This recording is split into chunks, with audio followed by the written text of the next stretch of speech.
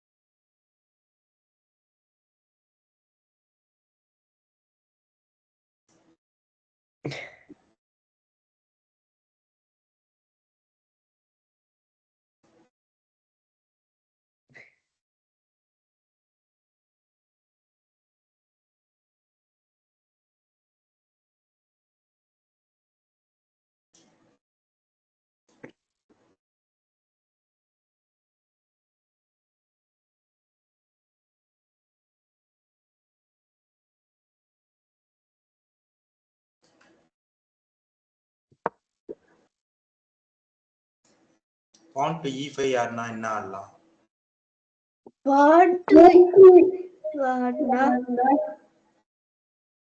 சரி ஆடல.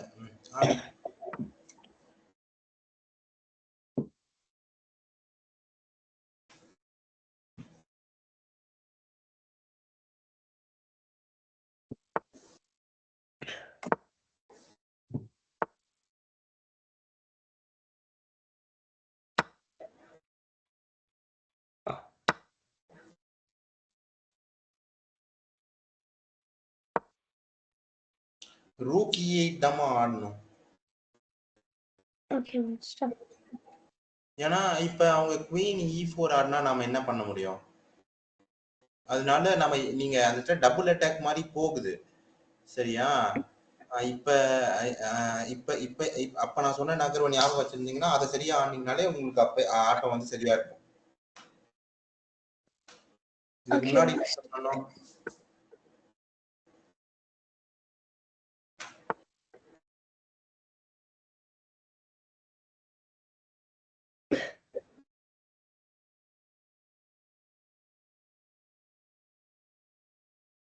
நான் சொன்னதை ஒழுங்கா கவனிச்சு ஆனீங்கன்னா அது பிரச்சனை இல்லை. ரூக் e8 தானே நான் சொன்னேன், நீங்க f6 ஆனீங்க.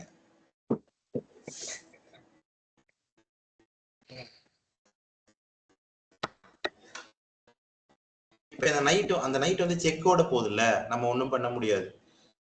அப்போ அரசரன் நகர்த்துற ஒரு கட்டாயம் வந்த பிறகு அடுத்த நகர்வுல அவங்க அரசியை நகர்த்திப்பாங்க. நீங்க பட்டாலியன் கவுண்ட் படைவீரர்களோட எண்ணிக்கை கணக்கு பண்ணி பாத்தீங்கன்னா ஒரு குதிரை கம்மியா இருப்பீங்க. அதனாலதான் அப்பயே ரூக் e8 ஆடணும். ஏன்ன்றது புரிஞ்சுதுங்களா?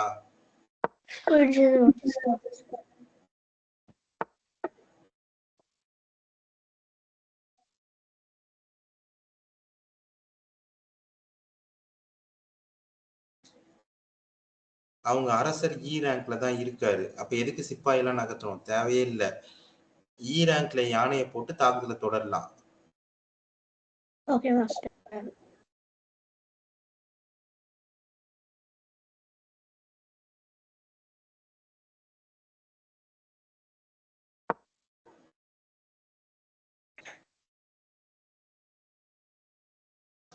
அவங்க ஒருவேளை அரசரை நகர்த்தாமையே வச்சிருந்தாங்கன்னா அப்ப என்ன ஆடலாம்? சிறப்பான நகர்வு இருக்கு.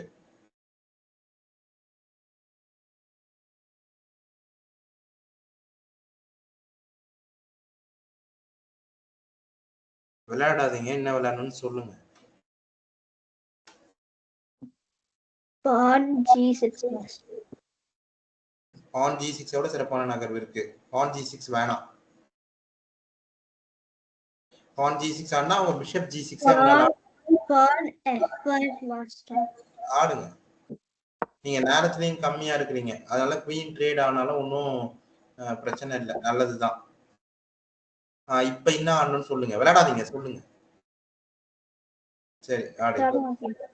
அதுதான் எனக்கு வேண்டிய நகர்வு. அதுதான் இங்க இருந்து ஒரே ஒரு பிரச்சனை தான், நேரத்துல போகாம பாத்துக்கோங்க, விளையாடி முடியும்.